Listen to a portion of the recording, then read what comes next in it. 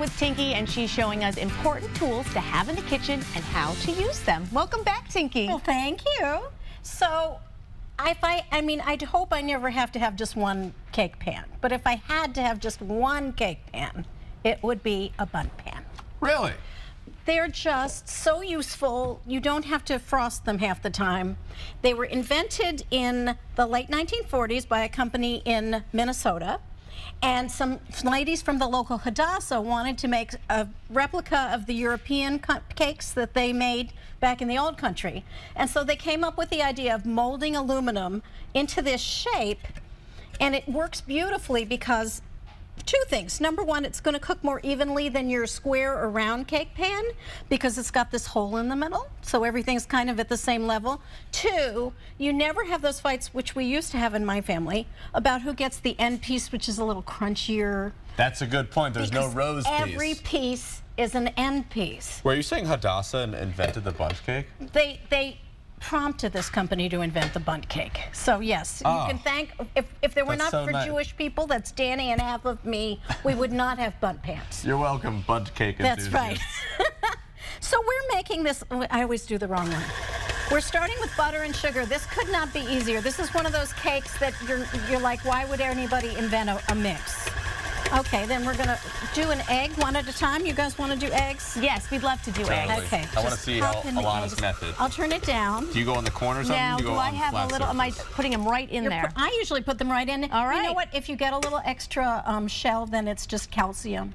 Oh, well, that's a good way to think about it. And there's supposed to be some crunch from the rhubarb. They'll think they're eating rhubarb. They won't even know. And these are, of course, eggs from my neighborhood, so they're so fresh and beautiful. There's nothing like fresh eggs. I've met the chickens. Is there a difference?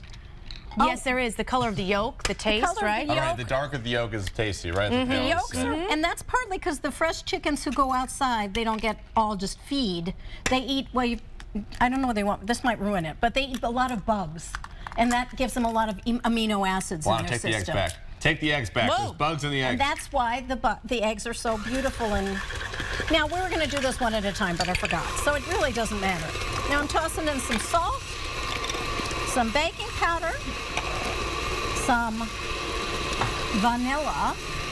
Then if you guys, while this is doing its thing, would mix up, I have a little bit of confectioner's sugar in a bowl, and we're going to mix it in with the rhubarb, or vice versa. I guess pour the rhubarb into the bowl on top, and then we'll just flush them together. And like coat it with the confectioner's sugar. Now, why are we taking this step? This step, it's not as necessary for this cake as it would be for some, because this has a pretty thick batter.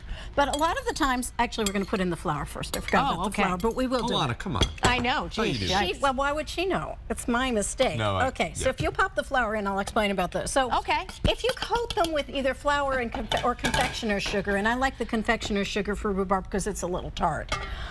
What it does is it kind of suspends it in the dough so that all of the rhubarb doesn't sink to the bottom of the pan.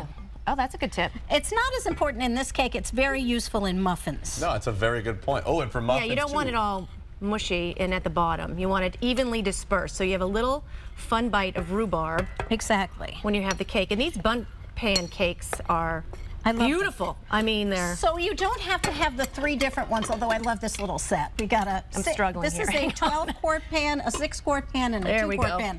The recipe I'm putting online is for the standard 12-quart pan.